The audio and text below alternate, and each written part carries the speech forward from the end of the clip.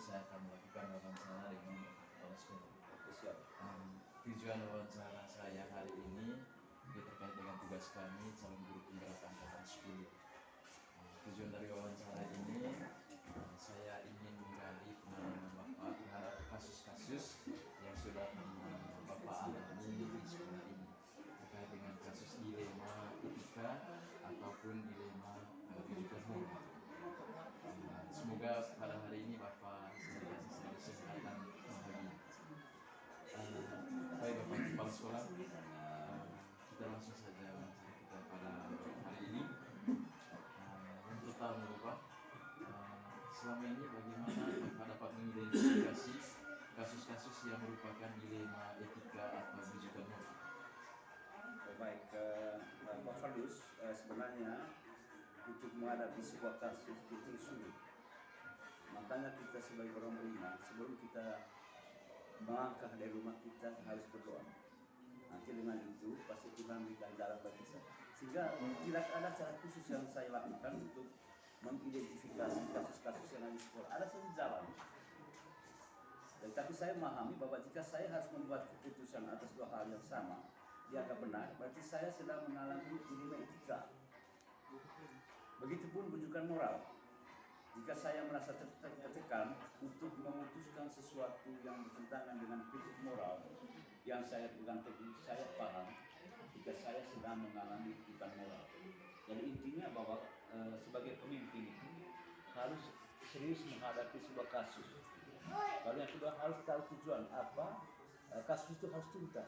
Kira-kira seperti itu. Karena itu seperti apa yang saya sampaikan awal itu pertama, sebelum kita melangkah dari rumah kita menjalankan sebuah tugas, tentunya pertama kita harus berdoa supaya Tuhan memberikan jalan. Terima kasih banyak Bapak Kepala Sekolah. Kita lanjut pada pertanyaan yang kedua Bapak. Bagaimana Bapak menjalankan pengambilan keputusan di sekolah, terutama untuk kasus-kasus di mana ada dua kepentingan yang sama-sama benar atau sama-sama mengandung nilai kebajikan? Untuk kasus-kasus di mana ada dua kepentingan yang sama-sama benar atau sama-sama nilai kebajikan yang sama, saya biasanya mendiskusikan persoalan ini dalam rapat bersama Dewan Guru. Luar biasa. Lalu langkah-langkah atau prosedur seperti apa yang Bapak biasa lakukan selama ini? Ya, langkah yang pertama saya mempelajari dulu permasalahannya. Dengan begitu saya dapat mengenal bahwa permasalahan ini termasuk dilema etika atau rujukan moral. Kedua, saya menganalisis siapa saja yang terlibat dalam permasalahan tersebut. Ketiga, jika kasusnya termasuk dilema etika, saya biasanya mempertimbangkan dampak permasalahan terutama pada siswa. Sebisa mungkin keputusan yang diambil saya usahakan tidak berdampak buruk buat siswa. Dan tentunya keputusan tersebut biasanya didiskusikan dalam rapat bersama Dewan Guru. Jadi tidak ada buat pimpinan sendiri membuat keputusan, selalu ada rapat bersama Dewan Guru. Sehingga hasil kesepakatan ini mungkin ada dari teman-teman guru yang punya pendapat yang lebih bagus untuk menyelesaikan soal ini. Sehingga harus bersahabat dengan teman-teman guru. Sehingga kadang-kadang kasus-kasus tertentu juga yang justru sangat bertentangan dengan prinsip moral yang saya pegang teguh dan juga bersifat besar untuk dijalankan, saya terpaksa untuk ambil keputusan penuh. Jadi ketika ada permasalahan itu sangat sulit dilakukan oleh berbagai pihak bagi Dewan Guru, maka saya harus ambil keputusan mutlak. Terima kasih banyak Bapak. Tapi yang bersifat berdampak memang berdasarkan positif. Pijakan sekolah, diskusi dalam rapat Dewan Guru tidak perlu dengan komite sekolah untuk memperoleh sudut pandang yang beragam, berkomunikasi terbuka dengan semua pihak yang terdampak dan menjelaskan alasan dibalik keputusan. Terima kasih banyak Pak. Kita lanjut pada pertanyaan yang berikut. Hal apa saja yang selama ini yang merupakan tantangan dalam pengambilan keputusan terkait dengan kasus-kasus dilema etika? Tantangan yang saya hadapi dalam pengambilan keputusan selama ini berkaitan dengan konflik nilai di mana saya perlu mengidentifikasi dan memutuskan antara nilai-nilai atau prinsip-prinsip yang saling bertentangan. Tekanan dari berbagai pihak yang memiliki kepentingan, harapan, dan tuntutan yang berbeda terhadap situasi tersebut, serta kebutuhan untuk bergerak cepat, membatasi kemampuan untuk mengevaluasi. Jadi begini, yang menjadi hal bertentangan selama ini, di mana keputusan itu masing-masing mempertahankan dua pihak, sehingga itu merupakan dilema utama. Jika saya bertindak cepat, membatasi kemampuan untuk mengevaluasi semua pilihan secara menyeluruh. Berarti mengidentifikasi, Pak? Ya, mengidentifikasi. Baik, Bapak, apakah Bapak memiliki sebuah takala atau jadwal tertentu dalam sebuah penyelesaian kasus dilema etika? Nah, apakah Bapak itu langsung menyelesaikan di tempat atau memiliki sebuah jadwal untuk menyelesaikannya, baik untuk dalam bentuk prosedur seperti apa yang bisa dijalankan? Saya rasa ini tergantung dari masalah. Kalau masalahnya itu memang agak ringan dan bisa diselesaikan dalam waktu singkat, ya kita lakukan. Tetapi kalau masalah cukup meluas, sulit, maka kita pakai waktu. Cara tergantung dari situ masalahnya. Kalau masalah yang ringan tidak bisa selesaikan di tempat. Tetapi kalau masalahnya agak meluas, besar, maka kita harus butuh waktu. Terima kasih banyak. Yang berikut, Bapak, adakah seseorang atau faktor-faktor apa yang selama ini yang mempermudah atau membantu Bapak dalam pengambilan keputusan dalam kasus-kasus dilema etika? Ya, sejauh ini yang membantu saya mempermudah dalam pengambilan keputusan berkaitan kasus dilema etika, biasa saya minta masukan dari beberapa rekan guru secara bareng. Jadi saya selama ini masalah apapun yang terjadi tidak bisa mengambil keputusan sendiri, kecuali kalau masalah itu saya bisa lakukan. Tetapi kalau masalahnya itu cukup rumit, maka saya harus memperhatikan pihak lain. Bukan hanya guru juga, orang tua, bahkan komite saya minta bagaimana kasus ini supaya cepat selesai supaya cepat selesai. Maka saya harus mengambil pihak lain, misalnya bapak ibu guru, komite, dan mungkin juga ada hal yang kita harus bertukar pikiran. Terima kasih banyak, Bapak. Dari semua hal yang telah disampaikan, pembelajaran apa yang Bapak anggap dari pengalaman Bapak untuk mengambil keputusan dilema etika? Saya kurang mengerti pertanyaan itu. Hal apa yang perlu disampaikan atau pembelajaran apa yang dapat dipetik dari pengalaman dalam pengambilan keputusan dilema etika? Oh baik, mungkin hal yang paling penting itu kita sebagai pemimpin, yang pertama itu bersabar. Yang kedua, harus betul-betul selektif dalam mengambil suatu jalan tertentu untuk masalah itu dituntaskan. Jadi kita harus yang pertama sekali bersabar, baru kita mengidentifikasi masalah secara bagus, sehingga soal-soal itu bisa diselesaikan dengan bagus. Seperti apa yang kita bicarakan sejak awal itu.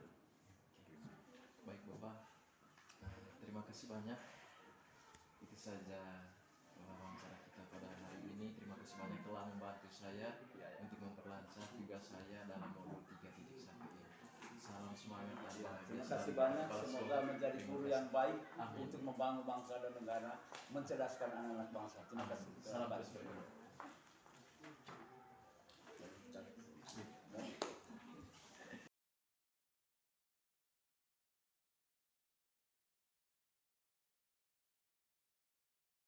Selamat siang, Pak Kales.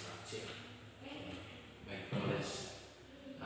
Sesuai yang saya janjikan kemarin bahwa hari ini saya akan melakukan wawancara dengan Pak Kales terkait dengan tugas kami CDP Angkatan 10 Kabupaten Manggarai. Maksud dan tujuan wawancara kita pada hari ini, Pak Kales, saya ingin menggali pengalamannya Pak Kales terkait dengan pengambilan keputusan yang berkaitan dengan dilema etika dan rujukan moral. Sudah. Oke, baik. Kita langsung saja ke wawancara. Pertanyaan pertama, Bapak, selama ini bagaimana Bapak dapat mengidentifikasi kasus-kasus yang merupakan dilema etika dan rujukan moral? Baik, terima kasih Pak Paulus. Berkaitan dengan hal itu, saya melihat dari sisi hukum. Apabila kasus itu melawan hukum, sudah tentu bahwa hal tersebut adalah benar atau salah. Jika masalah itu benar, lawan benar, maka masalah adalah sebuah problem etika. Berkaitan dengan masalah-masalah tersebut, saya biasanya menganalisis apakah keputusan yang diambil itu sudah benar menurut hukum atau salah, dan sudah benar menurut pertimbangan etika dan moral. Terima kasih banyak Kak Alex. Kita masuk pada pertanyaan yang kedua. Selama ini bagaimana Kak Alex dapat menjalankan pengambilan keputusan di sekolah, terutama untuk kasus-kasus di mana dua kepentingannya sama-sama benar atau sama-sama mengandung nilai kewajiban? Baik, terima kasih Pak Fulus untuk pertanyaan ini. Tentunya sebelum mengambil keputusan, terlebih dahulu saya mengumpulkan fakta siapa saja yang terlibat, menganalisis benar dan salah, membuat alternatif, solusi serta merefleksikan atas keputusan yang diambil. Skala prioritas dalam mengambil keputusan adalah bagian penting dalam menentukan sebuah keputusan dan mengedepankan aspek kebijakan dan terhadap pemenuhan kebutuhan murid sebagai subjek utama dalam pembelajaran. Sesuai jawabannya Pak Alex. Menurut Pak Faiz, langkah-langkah atau prosedur seperti apa yang bisa dilakukan selama ini? Baik, terima kasih Pak Fulus. Menurut saya, menentukan penyebab masalah, menentukan siapa yang terlibat, berdiskusi dengan warga, sekolah, membuat beberapa keputusan alternatif, serta mempertimbangkan dengan matang terhadap keputusan yang diambil. Seperti membuat beberapa keputusan Ya, lalu mempertimbangkannya.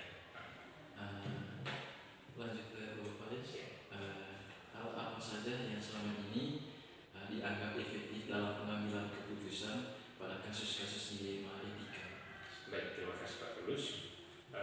Untuk pertanyaan ini, yang pertama menelaah siapa saja yang terlibat, sifat urgen kasus dilema dan pengambilan alternatif diskusi, membayangkan sosok panutan dalam mengambil keputusan, dan mempertimbangkan situasi dan kepentingan yang terlibat. Pak Faiz, hal apa saja yang selama ini merupakan tantangan dalam pengambilan keputusan? Baik, terima kasih Pak Fulus. Yang menjadi tantangan dalam mengambil sebuah keputusan, tentunya tantangan yang dirasakan itu adalah warga sekolah jika keputusan yang diambil itu tidak berkeadilan atau perlakuan istimewa terhadap keputusan yang saya ambil. Apakah selama ini memiliki sebuah kendala atau jadwal tertentu dalam sebuah penyelesaian kasus? Apakah itu langsung menyelesaikan di tempat atau memiliki sebuah jadwal untuk menyelesaikannya? Seperti apa yang dijalankan? Baik, jika masalahnya biasa, maka saya langsung mengambil keputusan. Tetapi jika masalahnya rumit atau kompleks, maka saya membuat sebuah rapat bersama para guru untuk menyelesaikan masalah tersebut agar tidak salah nantinya kalau keputusan sudah diambil atau disepakati bersama. Tergantung kasusnya. Ya, tergantung kasusnya. Terus untuk mengambil keputusan tentu saya pertimbangkan dengan teman-teman guru. Baik Pak Faiz, kita lanjutkan kepada pertanyaan yang berikut. Adakah seseorang atau faktor-faktor apa saja yang selama ini dapat membantu Pak Faiz dalam pengambilan keputusan dalam kasus-kasus dilema etika? Ya, terima kasih Pak Fulus. Untuk pertanyaan ini, untuk menentukan itu saya mengutamakan keputusan ini berdasarkan dari teman guru senior dan dari teman-teman guru lain juga untuk menentukan sebuah keputusan. Pertanyaan terakhir Pak Faiz, dari semua hal yang telah disampaikan, pembelajaran yang dapat Pak Faiz petik dari pengalaman selama Pak Faiz itu mengambil keputusan dilema etika. Baik, terima kasih Pak Fulus. Tentu untuk mengambil sebuah keputusan itu bukan sebuah perkara yang mudah, jadi bukan hal yang gampang. Jadi banyak pertimbangan untuk menentukan keputusan. Terima kasih banyak Pak Faiz telah membantu saya dalam menyelesaikan tugas saya pada modul 3.1 ini. Luar biasa. semangat dan salam mengalir.